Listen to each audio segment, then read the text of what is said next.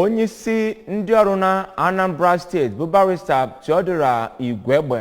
amalitela njem iji wee gazuo na ụlọ ọrụ gọọmenti dịgasị iche iche nwere na steeti a. Ya bụ onye isi ndị ọrụ na steeti a malitere njem a site na ụlọ ọrụ na-ahụ maka njem na azụmahịa, ụlọ ọrụ okwu gbasara ike dị n'aka yana ụlọ ọrụ na-ahụ maka gburugburu, ebe ndị odeakwụkwọ kpụtara ọkpụ n'ụlọ ọrụ ndị adịgasị iche iche na ndị ọrụ ha pụtara nnọọ n'igwe iji wee sị ya nnọọ ma nye ya ezigbote nnabata. Ka Blessing Uchendu kọtọpụrụ gị akụkọ a.